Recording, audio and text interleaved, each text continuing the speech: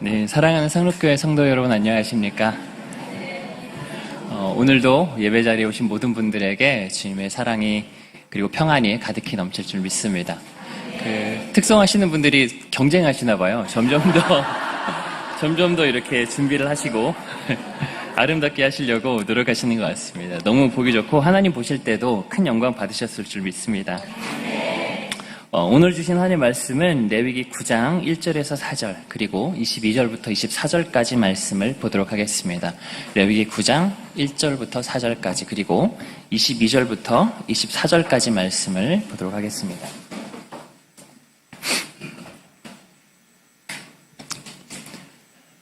네, 저부터 번갈아 가면서 읽도록 하겠습니다. 8째 날에 모세가 아론과 그의 아들들과 이스라엘 장로들을 불러다가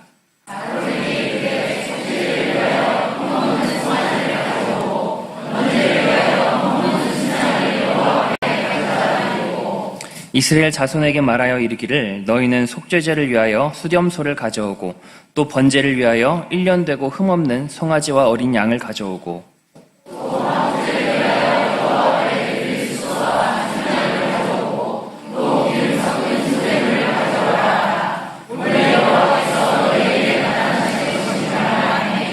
네, 22절을 읽겠습니다.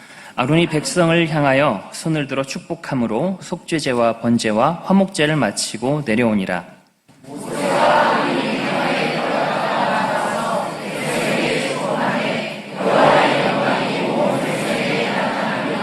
불이 여호와 앞에서 나와 제단 위에 번제물과 기름을 사른지라. 온 백성이 이를 보고 소리 지르며 엎드렸더라. 아멘. 네, 오늘 본문 말씀은 이제 아론과 그 아들들을 최초의 대제사장과 제사장으로 위임한 이후에 아론이 첫 제사를 드리고 있는 장면입니다. 우리가 그동안 살펴봤던 것처럼 사실 아론은 대제사장으로 위임될 만한 자격이 있는 인물은 아니었습니다. 그런데 하나님께서 은혜로 그를 택하여 주시고 하나님께서 그를 믿어주셔서 대제사장으로 세워주셨습니다. 그리고 이제 아론이 첫 제사를 드리고 있는데 사실 이 장면은 우리가 볼 때 조금 의아한 생각이 드실 수도 있습니다. 왜냐하면 한번 신뢰를 잃어버린 지도자는 그 공동체 안에서 다시 신뢰를 회복하기가 매우 어렵기 때문입니다. 예를 들어서 모 이단 단체가 있는데 원래는 정통교회에서 신학을 하고 정통교회 목사로 안수를 받았던 사람입니다. 그런데 목회를 하는 과정 가운데 잘못된 교리를 가르치고 또 음주뺑소니를 일으켜가지고 목사가 면직이 된 사람입니다. 물론 이제 이단 종교만의, 이단 단체만의 어떤 맹목적인 신앙의 특성이 있기 때문에 계속해서 목사 노릇을 하고 있습니다만은 우리가 정통교회 안에 그런 일이 벌어진다면 만약에 우리 교회 목사님이 음주뺑소니를 하시고 그리고 막 이상한 교리를 갑자기 가르쳤어요. 그래가지고 총회에서 목사 면직을 시켜버렸습니다. 그런데도 우리 교회에서 계속 목사님으로 모시고 받아줄 수 있겠습니까? 아니요. 네. 쉽지가 않습니다. 그래서 한번 공동체 구성원들로부터 신뢰를 잃어버린 지도자는 다시 그 직무를 회복하기가 매우 어렵습니다. 정치인들도 마찬가지죠. 고위 공무원 같은 경우에는 탄핵이라는 걸 하죠. 신뢰를 잃어버리면 탄핵을 합니다. 한번 탄핵된 어떤 고위 공무원은 다시금 그 직무를 회복한다는 건 사실상 불가능한 일입니다. 그런데 지금 아론은 자신의 실수 때문에 사람들로 하여금 우상숭배하게 만들고 3,000명이 죽임을 당하게 만들었습니다. 여러분이 따르던 지도자가 잘못해가지고 3,000명이 죽임을 당했어요. 그럼 그 사람을 계속해서 신뢰할 수 있겠습니까? 신뢰하기 매우 어려울 것입니다. 그런데 아론이 오늘 첫 제사를 드리고 계속해서 제사장 직무를 감당하는데 성경은 오히려 이스라엘 백성들이 그를 굉장히 존경하고 잘 따랐던 것으로 기록하고 있습니다. 우리 역대상 23장 13절 말씀을 한번 보시겠습니다. 네, 아므압의 아들들은 아론과 모세이니 아론은 그 자손들과 함께 구별되어 몸을 성결하게 하여 영원토록 심히 거룩한 자가 되어 여호와 앞에 분향하고 섬기며 영원토록 그 이름으로 축복하게 되었느니라. 이게 후대 사람들이 모세라는 사람에 대해서 기록할 때 이렇게 남기고 있는 거예요. 그리고 아론이 123세를 살고 죽임이 아니죠. 늙어 죽었으니까요. 죽을 때에도 백성들이 30일 동안 그를 위해서 애곡하며 애도했다고 성경이 기록하고 있습니다. 그런 걸 봤을 때 아론은 사실 이스라엘 백성들에게 신뢰를 잃은 지도자라기보다는 사랑받고 평생 동안 하나님 앞에 이스라엘 백성들을 잘 지도했던 지도자로 성경이 기록을 하고 있는 것입니다. 그러면 아론이 어떻게 3,000명의 사람들이 죽임을 당하게 만드는 그런 끔찍한 잘못을 저지르고도 그것을 그 과오에서 회복하고 오히려 이전보다 더 존귀한 대제사장의 직무를 평생 동안 감당하며 살 수 있었겠는가? 그 이유가 오늘 본문에 잘 나타나 있습니다. 오늘 본문을 통해서 아론이 어떻게 그 끔찍했던 과거를 극복할 수 있었는가를 살펴보고 아론이 만난 하나님을 통해 우리도 함께 하나님의 사랑을 누리는 시간이 되었으면 좋겠습니다. 제가 이제 아론이 처음 이렇게 제사를 집례하는 장면을 보면서 어떤 생각이 많이 났냐면 아론이 이때 심정이 어땠을까라는 생각을 좀 많이 해봤습니다. 그리고 저도 처음 사역을 시작하고 설교를 하고 했던 때가 생각이 나는데요. 제가 한 7년쯤 전에 상록교에 와가지고 처음으로 상담소에서 사역을 시작했습니다. 그리고 신학을 공부를 하게 됐는데 그때 어떤 생각이 많이 들었냐면 그때는 이제 하나님께서 이단에 빠진 사람들을 향한 마음을 나한테 허락해 주셔서 내가 이 일을 해야 되겠다라는 마음을 가지고 신학 공부를 시작했음에도 불구하고 정말 하나님께서 내 입을 통하여 하나님의 말씀을 선포하시고 하나님께서 역사를 해주실까?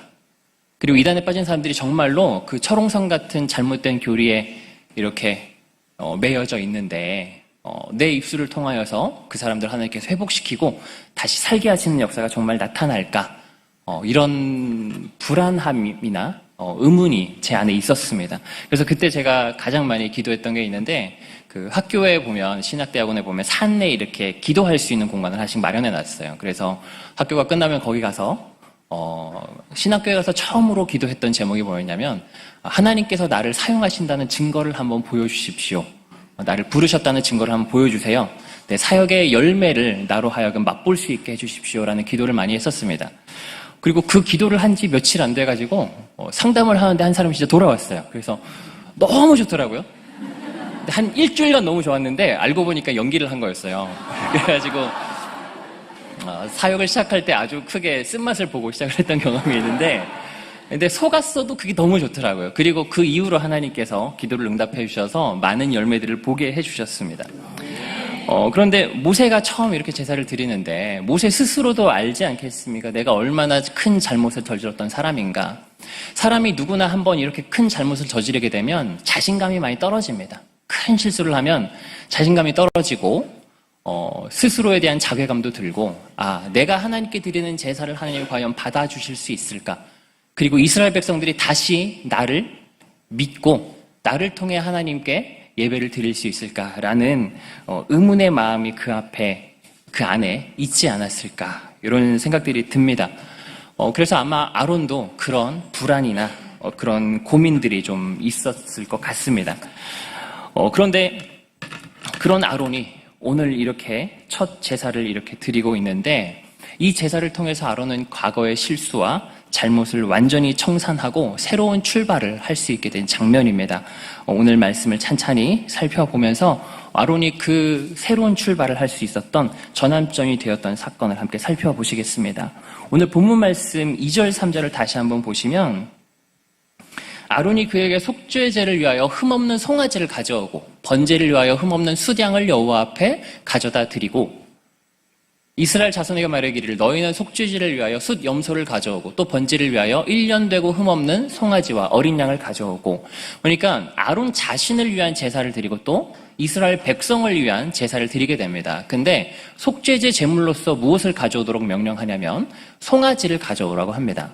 여러분 근데 속죄제 제사로 송아지를 드리는 장면은 우리가 그전에도 계속 살펴보았었죠. 근데 우리가 여기서 조금 더 살펴봐야 될 부분들이 뭐가 있냐면 여기에 기록되어 있는 송아지라는 단어랑 그동안 레위기 제사법에서 우리가 살필 때 하나님께서 송아지를 가져다가 제사를 드려라라고 말씀하신 단어는 다른 단어가 사용되었습니다. 우리가 그동안 레위기 제사법에서 하나님께 소를 제사로 드려라라고 할 때는 파르라는 말을 썼습니다. 파르는 숫소를 의미하는 단어입니다. 그동안 하나님께서 계속 제사를 드릴 때 숫소를 드리라 이렇게 말씀을 드릴 때 파르를 드려라 이렇게 얘기를 하고 있는데 오늘 제사를 드릴 때는 에겔이라는 말이 사용이 되었습니다. 에겔을 드려라 이렇게 말하는 것입니다. 여러분 레위기 제사법을 통틀어서 하나님께서 제물로 에겔을 드려라 라고 말씀하고 있는 본문은 레위기 9장 아론이 처음 드린 이 제사 장면이 유일합니다. 그 어떤 본문에서도 에겔을 드리라고 명령하시지 않았습니다. 레위기 제사법뿐만 아니라 우리가 모세오경 전체를 보더라도 하나님께 드려지는 제물을 향해서 에겔이라는 말이 사용된 적이 없습니다. 계속해서 하나님께 드려지는 것은 파르 혹은 화목제의 소를 가리킬 때는 쇼르라는 말이 사용이 되었습니다. 구약 성경 전체를 보더라도 하나님께 드리는 제물을 에겔이라고 사용하지는 않아요. 오직 딱 한 번 오늘 본문에서 에겔이라는 말이 사용됐습니다. 그럼 에겔이라는 말은 어디서 사용되어 있냐? 이전에 사용된 본문이 어디냐면 출애굽기 32장에서 아론이 금송아지를 만들었을 때 에겔이라는 말을 사용했습니다. 그리고 이 이후에도 에겔이라는 말이 사용되는 본문은 계속해서 금송아지를 만들었던 장면을 설명할 때 에겔을 만들었다라고 말하고 있습니다. 다시 말해서 지금 아론이 드리는 제사는 엄밀히 말하면 제사법에서의 소인 파르를 드리는 게 아니고 자신이 새겨서 부어서 만들었던 에겔을 드리고 있는 것입니다. 하나님께서는 아론이 제사장이 된 다음에 첫 제사로 무엇을 드리라고 말씀하고 있는 거냐면 제사법의 소를 드리라고 하는 게 아니라 네가 만들었던 그 송아지를 잡아서 하나님께 제사를 드려라 라고 말씀하고 있는 것입니다.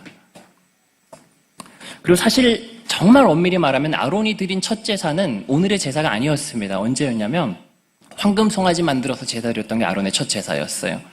아론은 처음 제사를 드릴 때 하나님 앞에서와 이스라엘 백성들 앞에서 크나큰 죄를 저질렀던 사람입니다. 그는 그 죄와 허물 때문에 죽임을 당해도 할 말이 없는 사람입니다.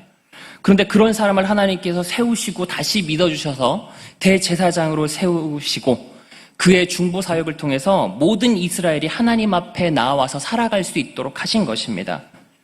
그런데 하나님께서 그의 과오를 바로잡으실 때 결코 그가 과거의 실수와 죄책감과 아픔과 상처 가운데 살아가기를 원하지 않으십니다. 오히려 자기가 잘못했던 과거에서 완전히 벗어나서 그 아픔과 상처를 딛고 완전히 새로워진 삶을 살아가기를 원하시는 것입니다. 그래서 하나님께서는 매우 섬세하게 그의 상처를 어루만지시고 그의 과거를 회복시키시는 것입니다.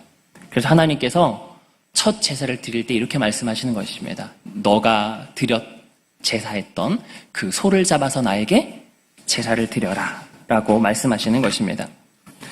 그래서 에겔을 잡아서 아론이 첫 제사를 드리니까 하나님께서는 매우 극적인 방법으로 그 제사를 하나님께서 기쁘시게 받으셨음을 모든 백성들에게 분명하게 보여주십니다.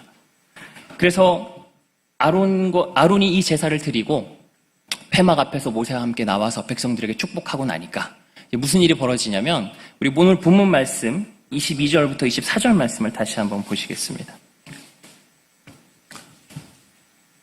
모세와 아론이 회막에 들어갔다 나와서 백성에게 축복하매 여호와의 영광이 온 백성에게 나타나며 24절도요. 불이 여호와 앞에 나와 제단 위에 번제물과 기름을 사른지라 온 백성이 이를 보고 소리 지르며 엎드렸더라. 불이 여호와로부터 나와가지고 제단 위에 있는 제물을 순식간에 살라 없애버립니다.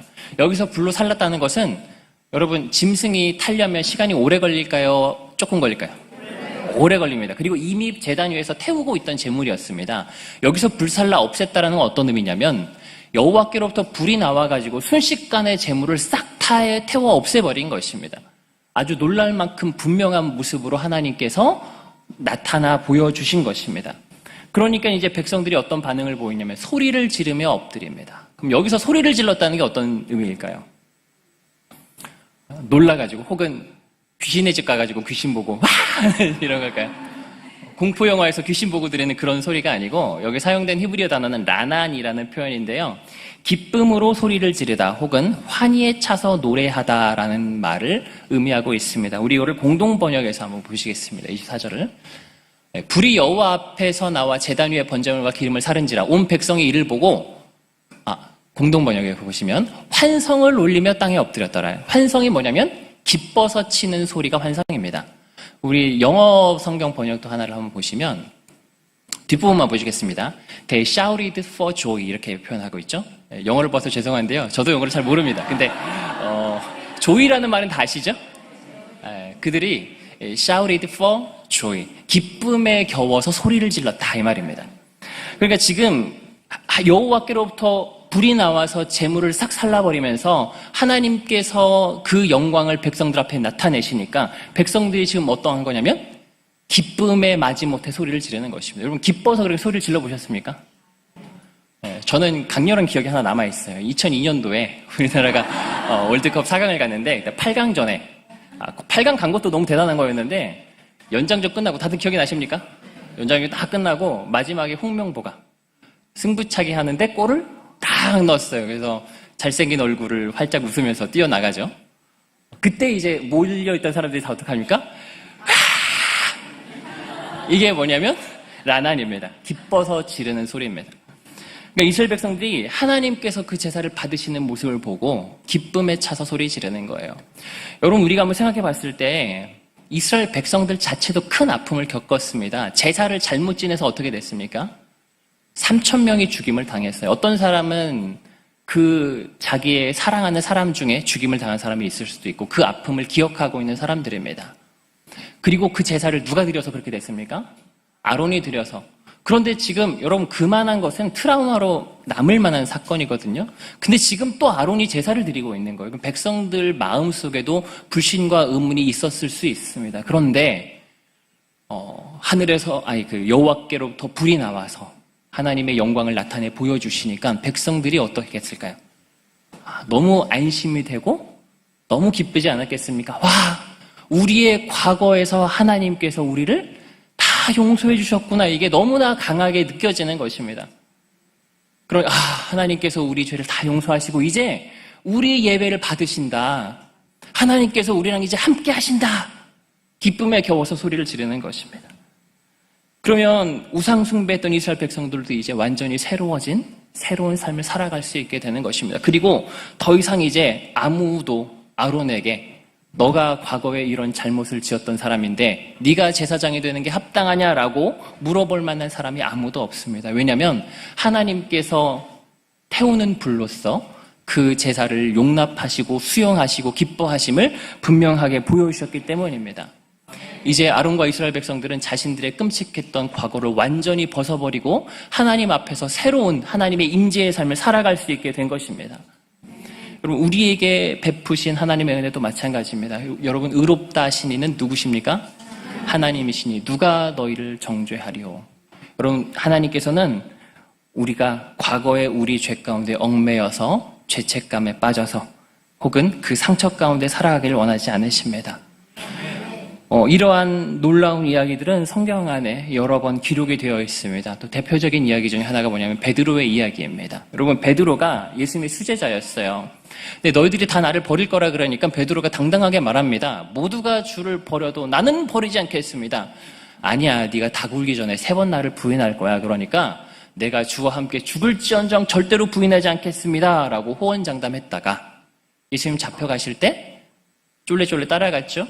거기 있던 여종이 당신도 예수와 함께 있던 사람이다라고 하니까 3번 예수님을 부인하면서 예수님을 저주하기까지 했습니다. 사랑하는 주님을 부인하고 떠나간 베드로는 닭 우는 소리를 듣고 땅을 치며 통곡합니다. 그리고 예수님께서 베드로를 부르실 때 사람을 낚는 어부가 되게 하리라 라고 부르셨는데 다시 고기를 잡는 어부가 되어서 요한복음 21장에 보면 강가에서 고기를 낚고 있는 장면이 잘 기록되어 있습니다. 그런 베드로에게 예수님께서 찾아가셔서 어떻게 하시냐면 3번 물어보십니다. 내가 다른 사람들보다 나를 더 사랑하느냐? 다른 사람들이 나를 사랑하는 것보다 네가 더 나를 사랑하느냐? 내가 주를 사랑하는 줄을 주님께서 아십니다. 내 양을 먹이라. 그리고 한 번만 물어봤으면 됐지. 그리고 사랑하는 줄을 당연히 아셨겠지요? 근데 굳이 예수님께서 몇 번 물어보십니까? 3번을 물어보십니다. 3번 부인했던 베드로로 하여금 3번 고백하게 하심으로 인하여서 베드로가 자기가 저질렀던 그 죄악을 완전히 벗어버리고 자유해서 다시금 맡기신 그 사명을 충성되게 감당하게 하시는 것입니다. 사랑하는 여러분, 하나님은 이렇게 섬세하게 우리의 죄와 실수에서 회복시켜 주시는 분이십니다. 이런 하나님을 만나면 예수님을 부인했던 베드로가 초대교회의 초석이 됩니다. 이런 하나님을 만나면 우상숭배를 하게 만들고 죄악의 통로였던 아론이 대제사장이 되어서 평생 동안 하나님 앞에 이스라엘을 인도하고 축복의 통로로 거듭나는 것입니다. 또한 이 일에 저도 한 사람의 간증자이기도 합니다. 저는 원래 아시다시피 신천지에서 다른 사람들을 미혹하는 일을 했던 사람입니다. 그리고 심지어는 여러분들이 사랑하시는 아시죠? 담임 목사님을 위해를 가하라는 명령을 받고 테러를 하려고 하기까지 했던 사람입니다. 사실 이런 잘못을 저지르면 개인적으로 회복하기가 어렵습니다. 인생이 끝난 것 같은 느낌이 실제로 들었습니다. 신천지에서 나왔을 때. 그런데 상록교회를 통해서 하나님을 만나니까 하나님께서 저의 과거를 새롭게 변화시켜 주셨어요. 그래서 나의 과거를 통해서 오히려 다른 사람을 살리는 귀한 직분을 허락하시고 오히려 이제 이 일에 동참하는 사람으로 만들어 주셨습니다. 하나님을 만나면 내 인생을 끝내버릴 만큼 치명적이고 파괴적이고 수치스러운 잘못이나 실수까지도 하나님의 영광을 드러내는데 귀하게 사용될 수 있는 영광스러운 이야기가 될 수 있습니다. 사랑하는 여러분, 그래서 우리가 그 어떤 치명적인 실수를 저질렀어도 그 실수를 우리로서는 극복할 수 없을 만큼 중차대한 일이더라도 우리가 하나님 안에서는 회복될 수 있다는 걸 기억하시기 바랍니다. 하나님께서 그 인생을 만지시면 우리는 포기할 수밖에 없는 상황에서도 하나님을 만나면 회복되고 오히려 이전보다 오늘 아론의 이야기처럼 더 놀랍도록 귀한 자로 쓰임받을 수 있을 줄 믿습니다. 하나님께서는 전능하신 분이라서 능치 못할 일이 없으십니다. 나의 절망적인 상황과 연약함 속에 허덕이고 있다고 해도 포기하지 마시고 하나님 앞에 나오시기 바랍니다. 이제 아론은 백성들에게 실패한 지도자가 아니라 하나님과 이스라엘 백성들을 연결시켜주는 거룩한 중보자가 되고 축복의 통로가 되었습니다. 그리고 오늘 제사를 드리고 모세와 아론이 백성들을 축복합니다. 우리 그 축복하는 장면이 23절 말씀을 다시 한번 읽어보겠습니다. 모세와 아론이 회목에 들어갔다가 나와서 백성에게 축복하매 여호와의 영광이 온 백성에게 나타나며. 여러분, 아론은 죄악의 통로였는데 이제 축복하는 자가 된 거예요. 그리고 이 축복을 하게 되니까 어떻게 되냐면 하나님께서 그 영광을 백성들에게 나타내 보여주셨습니다. 이때 한 축복은 아무래도 우리 민수기 6장에 나오는 제사장 축도문이 아닐까 싶습니다. 우리 민수기 6장 23절부터 27절 말씀을 같이 한번 보겠습니다. 하나님께서 아론과 그 아들들에게 말하여 이르기를 너희는 이스라엘 자손을 위하여 이렇게 축복하여 이르되 이스라엘 자손들을 이렇게 축복하라고 가르쳐 주십니다. 여호와는 내게 복을 주시고 너를 지키시기를 원하며 여호와는 그 얼굴을 내게 비추사 은혜 베푸시기를 원하며 여호와는 그 얼굴을 내게로 드사 평강 주시기를 원하노라 할지니라 하라. 27절도 한번 볼까요? 그들은 이같이 내 이름으로 이스라엘 자손에게 축복할지니 내가 그들에게 복을 주리라. 아론이 축복하니까 이제 누가 복을 받습니까? 이스라엘 백성들이 축복을 받습니다. 그리고 여러분, 사실 아론이 황금 송아지를 만들고 큰 죄악을 한번 저질렀기 때문에 앞으로 그 사명을 더욱더 충성되게 감당할 수 있을 것 같습니다. 왜냐하면 여러분, 제사장이 뭐 하는 일을 하죠? 죄인이 제물을 가져오면 대신 제사를 드려주잖아요. 근데 제물을 드릴 때, 속죄제를 드리고 이럴 때 어떻게 하냐면 내가 무슨 죄를 지었는지를 고백해야 돼요. 여러분, 잘못할 때 많이 있으시죠? 잘못할 때 만약에 할 때마다 목사님한테 가가지고 내가 무슨 죄를 지었는지 다 고백해야 되면 어떠시겠습니까? 되게 수치스럽지 않겠습니까? 근데 그 죄를 고백해야 되는 대상이 적어도 나보다 더 큰 죄를 한번 지어봤던 사람이에요. 그럼 어떠실까요? 그 사람은 그래도 내 마음을 좀 이해하고 알아주지 않을까, 이런 마음이 좀 있지 않겠습니까? 그럼 아론이 죄 지은 건 모르는 사람이 없어요. 아론 때문에 3,000명이 죽임을 당했습니다.